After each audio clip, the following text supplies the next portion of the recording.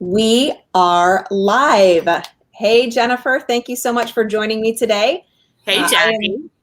Absolutely. I am Jacqui Bowman, coach, and this is Jennifer Murtland of eXp Realty and the podcast, the famous Fight Club podcast. And she's got all sorts of stuff going on. So thank you so much for joining me today. Thanks for having me on.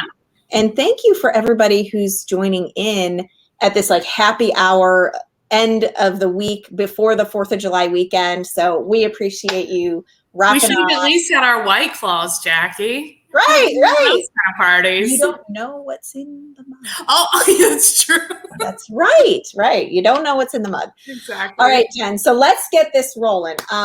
So what I'd like to do is, for a few different reasons. Obviously, we have our eXp Wolf Pack, which is the group, our tribe at eXp, and I'd like to help those agents get to know other agents in the pack, but also agents in the industry, just getting tips from you and just advice from you and how you got into the business. And I never have any advice or opinions about I know. You're really shy. You're really shy.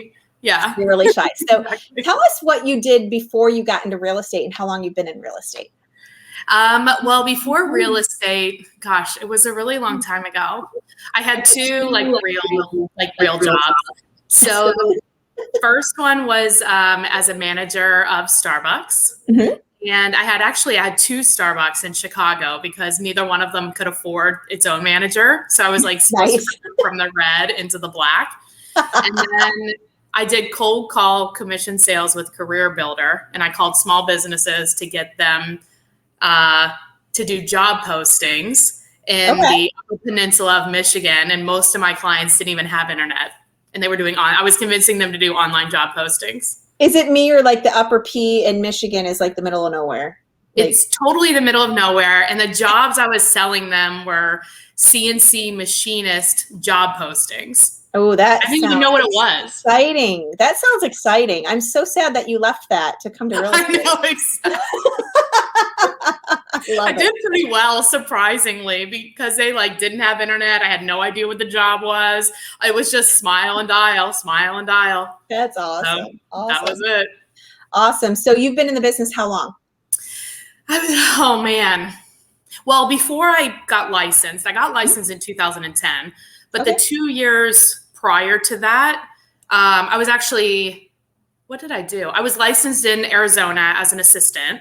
And then when I moved to Ohio, I wholesaled and invested in property. And then I was like, it's time to get a real estate license. So that's what I did. Awesome. Yeah. Sweet. So since then, I love what you and Monica do. If you don't know Monica Weekly, she's on your podcast. I'm going to have you talk about your podcast. Yeah. But tell agents out there, a little bit about you and how you grew your business, how you prospect and how you lead generate. So I think I prefer to talk to people I don't know. And I think you have to make that distinction pretty quickly. And so I started off as an investor and I would door knock the default list and then talk to them and say, hey, has the bank talked to you about, because it was back then, it was 2008, 2009, and there was a lot of short sales happening, a lot of foreclosures. So I was like, has the bank talked to you about a short sale? And they would say no, usually, and then they would invite me in, and then we would do the deal. Right. And so then when I got my real estate license, I still door knock today. I actually just door knocked a couple days ago. You can see on my Facebook page. But then I do a lot of cold calling. So expires, for sale by owners, circle prospecting. The goal is to make contacts. Right. It's really simple. Contacts lead to contracts. That's it. Well, tell us a little bit about the Real Estate Fight Club podcast. What is that about? Because obviously people that know me know I am not doing what Jen's doing. So talk to us about the podcast and how awesome it is. Yeah, you and Monica are more similar. So the podcast started while I was traveling. So I was living in Mexico at the time, running with my partner, Alan Wisman. He's my business partner for Team Synergy. So we were running the company in Ohio while I was traveling the world. But Monica and I were just chatting, and she's a coach too. And then I used to be a coach, and I have a passion for helping agents. And we also wanted to use it as like a recruiting tool for people if they, wanted to change brokerages or whatever. So it was like twofold. And so we just started the podcast, and we are very different in how we do business. So clearly I'm more of a cold call person, and she's more of like a relationship builder. And so we take on a topic like, should the buyer write a letter to the seller? And I'll be like, that's the dumbest thing in the world.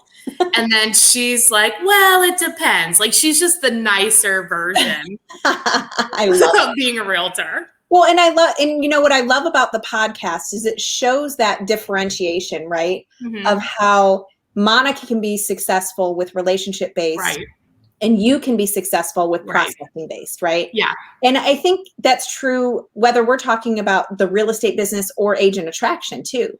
I think there's so many different ways to do agent attraction, and people are like, I'm looking for the secret formula. And it's like, there is no secret formula. You just have to adapt to yourself. Yeah. And decide what's going to work for you. And so exactly. But like, love it. It is interesting though, if we're talking about agent attraction, like we do prospect outside of people that I know, and we use LinkedIn to do that. So right now we're building a team in Portugal, because that was one of the places that I lived while I was abroad. And I love Lisbon. It's like one of my favorite cities and the best food ever. Have you been to Lisbon? No. You need to go. So I'm hoping, and I really want to get out of the country now. So I'm hoping what'll happen is like we gain a lot of traction, and then I can go visit my team in Portugal. But those are people that I don't know. But I'm also like talking to people that I do know because I care about them. And like, I know that because I know them so well, if I feel passionate that this is the best place for them, like I'm going to tell them. Right. Absolutely. I mean, it's a hard thing because you're great at the cold calling, but us relationship-based people, we're like, we don't want to be salesy, and we don't want to call people, and da, da, da. It's not being salesy. You're fighting for your friends. Like, I adopt the philosophy of like, I always tell the truth, even if like you don't want to hear it. I like literally cannot help it. Like that movie with Jim Carrey where he always tells the truth. So it's like, dude, I'll be with my friends. I'll be like, well, if they ask me a question about real estate, I'll be like, well, if you were at EXP, this is what would happen. I'm like, whatever, like you're really missing out on money, or like whatever it is. Like, if I really, really feel that it is the best place, then I'm just going to keep like bringing it up, because I want them to be the best that they can be. They don't know what they don't know. They don't know what they're missing. How would they know? I didn't know. Monica tried to talk to me for a year. Right. And then I finally got it once I was out of town. And even that relationship-based girl got you. I love it. I love it. So before we get off the podcast, you actually upload those all to YouTube. And so how do they follow you on YouTube? And, what else is on your YouTube channel? Tell them about that. There's a ton of content on there. There's so much. So the podcast is everywhere. So like Apple, like wherever you listen to podcasts, we're there. Spotify, and it's called Real Estate Fight Club Podcast. And we do upload it. The YouTube channel is it's just my name, Jennifer Murtland. And I interview agents from like all different brokerages, because I think that, Alan. I like to interview agents from all different brokerages, because I think like we're all real estate agents, right? Yeah. And if we only took advice from people like in our sandbox, we would never grow. So we talk to people from all over the place, and even internationally. And so there's a lot of tips in there too. There's just a lot of stuff. Just go there, subscribe. That's awesome. Mm-hmm. So on YouTube, is it under Jennifer Murtland, or is it under? Okay, perfect. Mm-hmm. All right, awesome. And then I heard that you have an event coming up. It's a mastermind. Tell us the profile of the agent that you're looking for. I know that you've got a few more spots that are open for that. Yeah, I think we have 3 more spots open, and it's a mastermind for agents that are doing 35 to 75 deals. It's all brokerages, and we have mostly people from like the Midwest and the East Coast, but like, well, as long as you meet that criteria. What the mastermind is for is, I've been a part of a lot of good ones. Have you've been in a mastermind, I assume too? Yeah. Mm-hmm. If people have never been in one, it's a good way to talk to other agents that are doing a similar level of business, and just getting ideas from each other. And it's like a board of directors. So as a result of masterminds that I've been in, my brain has like, I want to be like expanded. My mind is expanded. You know what I mean? You're like, oh, I didn't even think about that, because we're so stuck in doing everything as we always do it. It's hard to get out of our heads. And so so it's a monthly mastermind just for agents that fit that criteria.